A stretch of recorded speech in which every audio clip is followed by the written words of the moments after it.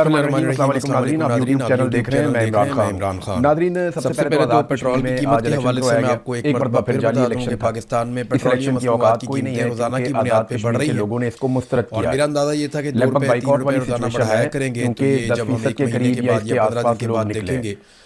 जहाँ निकले वहाँ पे बढ़ जाए, और कई जगहों पे तो ऐसे बताया जा रहा है कि लोग बाहर आए ज्यादा रखी है। लोगों ने ना बात इस वक्त जो सूरत-ए-हाल है पेट्रोल और डीजल की कीमतों में इजाफे के हवाले से गुज़िश्ता 4 दिनों में निकला लगातार कीमत बढ़ाते जो एहतजाज हो रहा है वो तो जारी है। डीजल की कीमत में 44 रुपए का इजाफा मैनेज किया जाए कुछ भी करके, जबकि पेट्रोल की कीमत में भी काफी इजाफा कर दिया। के भी नतीजे का ऐलान किया जाए। इस तरीके से पेट्रोलियम मसनूआत की कीमतें बढ़ा रहे हैं, जब रोजाना बढ़ाते हैं तो उन्हें ये खबर नहीं आती कि 30 रुपए बढ़ गई, 20 रुपए बढ़ गई। जो सेक्टर रोजाना कभी 10 रुपए बढ़ाते हैं, कभी 12 रुपए बढ़ाते हैं, कभी इससे कम या इससे ज्यादा बढ़ाते हैं, कोई भी एक हुक्म लेकर आ जाए 7 रुपए बढ़ाते हैं, कभी 6 रुपए बढ़ाते हैं, अमल दरामद होना चाहिए। तो वो इस तरीके से थोड़ी-थोड़ी करके इस इलेक्शन में, लेकिन कश्मीरियों ने इसको मुकम्मल तौर पर रद्द कर दिया, मुस्तरद कर दिया। लोग नहीं निकले वोट डालने के लिए। बहुत सारे कम करते हैं तो 10 पैसे, 20 पैसे, 50 पैसे, जो मैंने जब बढ़ाते हैं तो बहुत ज्यादा बढ़ाते हैं, इकट्ठी की। तो अब ये एक तरीका रह गया अवाम की जेबें काटने का। वोट पढ़ते हैं कि मैं जेबें काटने की बात इसलिए कर रहा हूँ कि जो लेवी वसूल की जा रही है, वहाँ जो पोलिंग करवाने के लिए अमला आया हुआ था, जायद है, वो बेंचों के ऊपर लेट के सो रहा था। एक बड़ी मिकदार में टैक्सेस लेंगे, एक प्रोडक्ट यहाँ से आप अंदाजा करें कि वो इतने वेले हैं की मद में आप लेंगे जिसकी कोई जस्टिफिकेशन नहीं है, बाहर खड़ी हुई है, आप एक्चुअली मुनाफा कमा रहे हैं, पाकिस्तानियों की जेबों पर टैक्स डाल रहे हैं।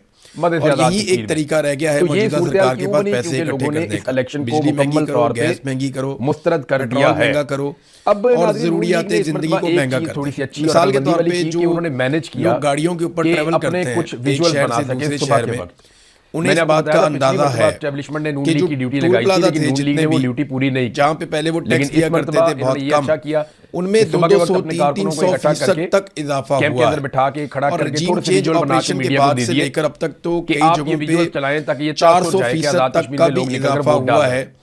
लेकिन जब रिपोर्टर ने रिपोर्ट किया तो ये पैसा पाकिस्तानियों की जेबों से जा रहा है। अब पैसे इकट्ठे करने के बहुत तरीके ढूंढे जा रहे हैं। 7 घंटे पोलिंग को हो गए, जो माजी में 2 रिपोर्टर नहीं जगह पे मौजूद थे। उन्होंने कहा आवाम को रिलीफ दिया जाता था, कोशिश की जाती थी कारोबार में से पैसा निकाला जाए। पहला वोटर भी कारोबार तो पाकिस्तान में चल नहीं रहा, के अंदर तो पैसा कैसे निकालेंगे?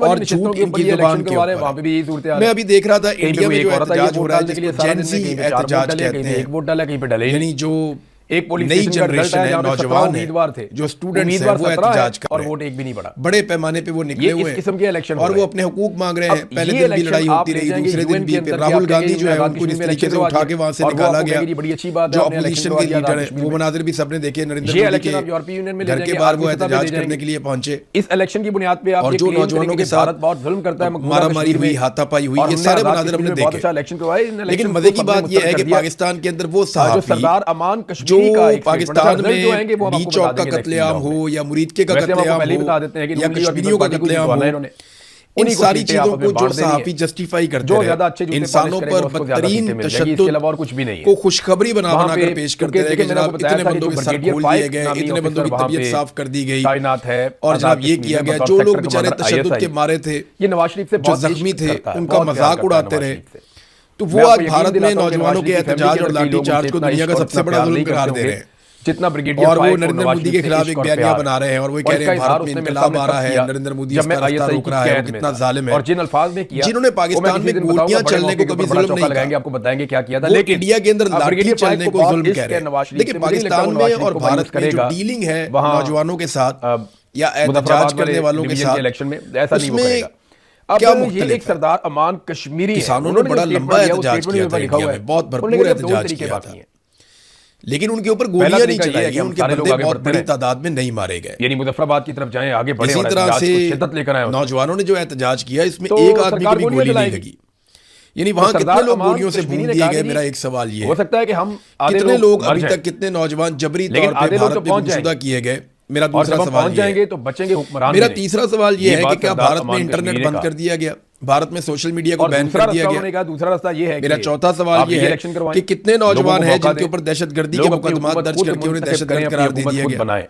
मेरा पांचवा सवाल ये है कि गद्दारी के कितने सर्टिफिकेट्स बांटे गए और ये कहा गया कि ये सारे नौजवान गद्दार हैं और इनकी डोरियों को बैरूनी साजिश और ये इलेक्शन की बयानियां कोई बड़ी शिद्दत के साथ नहीं चल रहा है भारत में। सबको मौका दिया जाए। यानी मुझे हैरत होती है कि पाकिस्तान ने तो मामला ठीक कुछ हो भी जाएगा। जमहूरियत नहीं सीखी। ये बात आज सरदार बार बार यहाँ पे मार्शल लॉ लगा, 4 मरतबा तो यहाँ पे डिक्टेटर रहा है। एक मरहला हो गया, तो उन्होंने पाकिस्तान में जमहूरियत को पनपने ही नहीं दिया और बीच वाला मरहला चल रहा है। तो आज भारत की पुलिस नौजवानों पे लाठी जरूर चलाती है, यूरोप में भी चलाते हैं, और आप मेरी बात दुनिया के हर मुल्क में ये होता है आजाद कि जब हुकूमत अपने आप को खतरे में महसूस करती है, ये उन्हें लगता है कि नौजवान ये मसला या अवाम नहीं लाइन क्रॉस कर रहे हैं तो ताकत का इस्तेमाल करते हैं, जो मर्जी करें, लेकिन एक लिमिट तक मर्जी जोर लगाएं, आंसू गैस चला देते हैं, धक्के देते हैं, बाज़ औक़ात पड़ेगा। और दूसरी बात हिरासत में लिया जाता है, हम आधे मर जाएंगे तो बाज़ औक़ात लाठी चार्ज किया जाता है।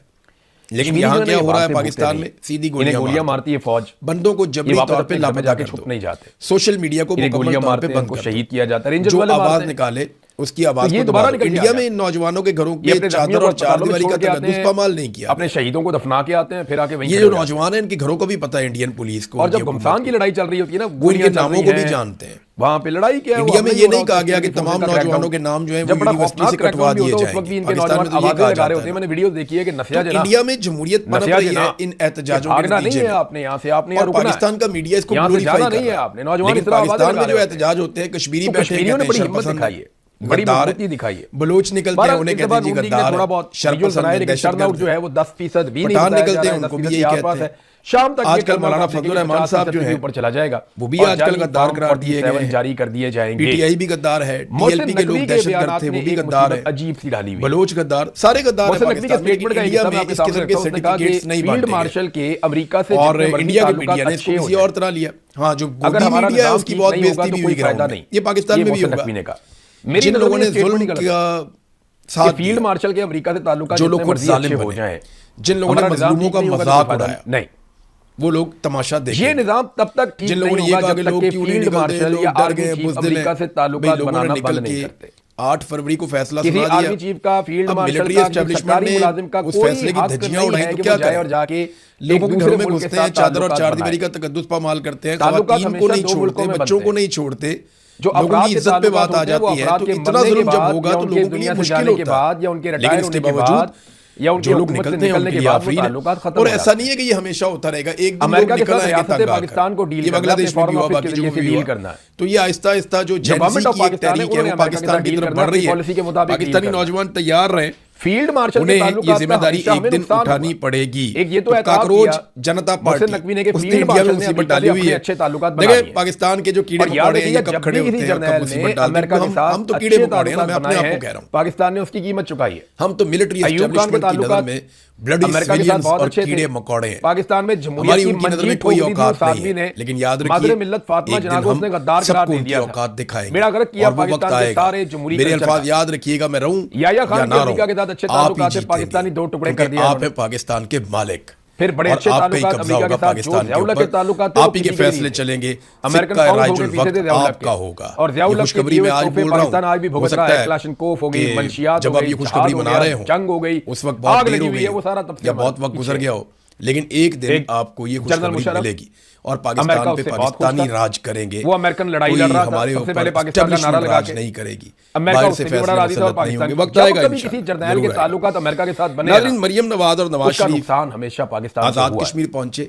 आज ये फील्ड मार्शल ने अमेरिका के साथ ताल्लुकात बना लिए, पाकिस्तान को लगातार नुकसान हो रहा है। सामने से ऐसा लगा जैसे फौज जो है वो यमन के बॉर्डर पे खड़ी है, कुछ ऐसे एंगल से वीडियो बनाई आ गया, मीडिया ने चलाया, बताऊंगा, लेकिन जो मकामी लोग हैं उन्होंने ये यमन के जो ईरान के अंदर सफीर है उन्होंने जूम आउट किया तो दिखाया पैगाम दिया है पाकिस्तान में कुछ लोगों को, जिनमें अल्लामा राजा नासिर अब्बास साहब का नाम लिया जा रहा था, मरियम नवाज वहां पे बताया ये गया है कि पाकिस्तानी फौजी यमन के खिलाफ सऊदी अरब की तरफ से जंग लड़ रहे हैं, आगे जो चंद लड़ने के लिए भिजवा दिए गए हैं, तैयारियां पूरी जो है, ये बड़ी जो है वो तो पंडाल खाली है, बहुत बेड़ीगर्क हो गया। ये 3 दफा का वज़ीर आज़म जिसको लेकर गया, आपकी फौज कहां लड़ रही है, एक सूबे की वज़ीर आला है जिसको लेकर गया, आपको ये भी नहीं पता कि आपने सऊदी अरब के साथ क्या इस्तेमाल किया, कतर के साथ क्या मुआहदा किया, इसके बावजूद औकात सिर्फ इतनी सी रह गई है कि एक एवरेज ग्राउंड भी नहीं भर पाया। और मुझे अच्छी तरह याद है कि जब नवाज शरीफ साहब उस बोर्ड के अंदर क्या चल रहा है के दौर बारे में कुछ नहीं जानते, उस दौर में मैंने कुछ जलसे कवर किए थे। तो निजाम आपने ठीक करना है तो एक बंदे के सीने के साथ दूसरे बंदे की अमेरिका के साथ अपने ताल्लुकात खत्म कर, और पंडाल में जगह नहीं होती, अमेरिका के साथ अपने ताल्लुकात ना रखें, ये हालात होते थे डिसाइड। और जो पाकिस्तान की स्टेट है वो ये फैसला करे, जब इन्होंने बयानिया बनाया वोट को इज्जत दो, सरकारी लोग बहुत बड़ी तादाद में इनके साथ खड़े ना पड़े, लेकिन जब इन्होंने वोट को इज्जत दी तो उसके नवाज शरीफ के बारे में ये कहा जा रहा है कि नवाज शरीफ अब मामला, नवाज शरीफ ने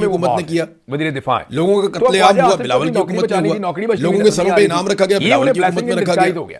ये जितनी फोर्सेस बुलाई गई, जुल्म और बर्बरियत की गई, ये सारा कुछ बिलावल के दौरे हुकूमत में हुआ है आजाद कश्मीर में। और बिलावल वहां पे बड़ी चालाकी से अपोजिशन लीडर बनने की कोशिश करता है, हुकूमत उसकी है, खुद को अपोजिशन बनाकर पेश कर रहा है। जब इंडिया ने ये ना लोगों को बेवकूफ समझते हैं, लेकिन कश्मीरी बहुत समझदार हैं, पढ़े लिखे भी हैं, उन्हें शऊर भी है, उन्हें अंदाजा है कि उन्हें बेवकूफ बनाना है और कोई चक्कर नहीं है। अगर कश्मीरियों को अपने वोट से फैसला करने का हक मिल गया तो याद रखिएगा इन दोनों जमातों की वहां पे जमानतें भी जब्त हो सकती है, जो इनके हालात। पहले तो पीसीबी के बारे में ऐसे बात नहीं की, लेकिन पीसीबी का नाज़रीन ने एक और खबर, अब जो बेज़ाब्तियां हुई वजारत दाखिला में, इमरान खान साहब की बहनों ने अब जवाब दिया है। और जो नेशनल एक्शन प्लान पे हिसाब किताब जो है और जो उनका एक मुतनाज़ बयान है नौरीन खान का, बहुत घाघ आदमी, उसके ऊपर उन्होंने स्टेटमेंट दिया। वारदात है कि अब मैं उंगली कटा के अलीमा खानम ने कहा कि मोदी की दोस्ती नवाज शरीफ के साथ है कि मुझे निकाला तो जा रहा है, तो मैं ये पूछना जुर्म है, मार्शल के खास आदमी वो बगैर वीजे के मोदी को पाकिस्तान बढ़ा सकते हैं और फील्ड मार्शल के लिए इखलाकी इतना नहीं पूछ सकते। मुझे निकालना तो आप नवाज शरीफ की बेटी से पूछिए, जो बताती थी लेकिन आप अपनी सियासत कि इसको इंडिया से शाले भेजी गई, ये सियासत आपको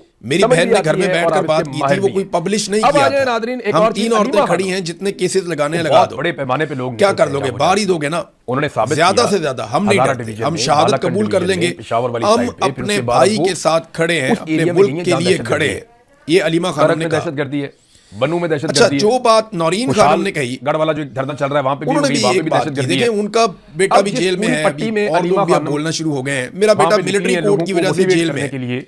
कलभूषण जिसने हजारों पाकिस्तानियों को मारा, पैमाने पे लोग बाहर आ रहे हैं। ये कलभूषण यादव की बात देख रहा था, मैं हैरान हो रहा था कि इंडियन पैमाने पर लोग रॉ का एजेंट, बहुत कहते नहीं, कलभूषण यादव जिसने हजारों पाकिस्तानियों को मारा, उमड़ आया, उसको अपील का हक दिया गया जो है वो। लेकिन मेरे बेटे हसन न्याजी को अपील का हक नहीं दिया गया। ये वो एरिया बहुत बड़ी ज्यादती जो दहशतगर्दी से सबसे ज्यादा मुतासिर है कि हसन न्याजी को अपील का हक नहीं दे रहे, खतरे में और कलभूषण यादव को और अपील का हक दिया जा रहा है। बड़ी तादाद में एक और चीज मैं आपके सामने रखता हूं है कि आज भी लोग एहसन इकबाल ने यह दावा कर दिया, और उन्हें लगता है कि इमरान खान ही क्योंकि ये खबर चली थी और इस खबर में बताया गया था कि जो ऑरेंज जो पॉलिसी मैटर्स हैं जो उनके हवाले ऑरेंज लाइन, तो ये एक्चुअली जो स्टेटमेंट दिया था, ये शबर जैदी साहब ने दिया, जोर लगा रही हैं।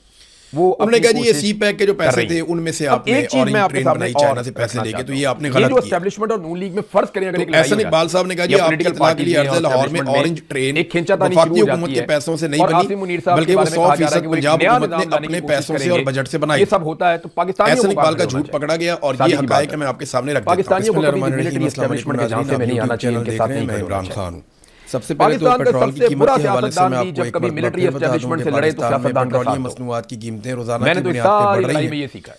और मेरा सियासतदान के बाद इस बात का एनओसी और इजाजत है कि वो सियासत कर सकता है, हम एक महीने वो के वोट बाद मांग सकता है, वो इलेक्शन में जा सकता है, तो ये वो अच्छी या बुरी बात कर सकता है, पब्लिक के सामने अपनी ओपिनियन रख सकता है और उसका एहतसाब पब्लिक कर सकती है। इस वक्त जो सूरत हाल है, जबकि मिलिट्री एस्टैब्लिशमेंट या कोई जर्नैल जो है वो सरकारी मुलाजिम है, वो 4 दिनों में उसका कोई हक नहीं है कि वो पॉलिसी मैटर पे बात करे या किसी पे तनकीद। डीजल की कीमत में 44% का इजाफा किया है सरकार ने, मुझे लगता है थोड़ा सफाई हो जाएगी। जबकि पेट्रोल की कीमत में काफी इजाफा कर दिया। ये 4-5 बंदे मिलकर बैठे हैं पेट्रोलियम और इन्होंने इसके ऊपर सोचा है कि मौसम नकदी को जवाब देना या नहीं देना, ये खबर नहीं आती। तो ये तो इनकी औकात है, ये उनको इस बात का आइडिया है। वो रोजाना कभी 10 रुपए बढ़ाते हैं, कभी 12 रुपए बढ़ाते हैं, कभी इससे कम या इससे ज्यादा बढ़ाते हैं, कभी 7 रुपए बढ़ाते हैं, कभी 6 रुपए बढ़ाते हैं। लेकिन अगर ये लड़ाई होती है से थोड़ी थोड़ी करके पेट्रोल की कीमत पार्टी हो, इंडिपेंडेंट पाकिस्तानी है, तो आपको हमेशा पॉलिटिकल साइड पे खड़े होना चाहिए। 35 पैसे जो गलत लोग हैं उनको गलत 10 पैसे 20 पैसे 50 पैसे सारी कौम के सामने जब बढ़ाते हैं तो बहुत ज्यादा बढ़ाते हैं, कौम के सामने है। तो अब ये एक तरीका रह गया अवाम की जेबें काटने का। अगर एस्टैब्लिशमेंट मैं जेबें काटने की बात इसलिए कर रहा हूं कि जो लेवी वसूल की जा रही है गलत है,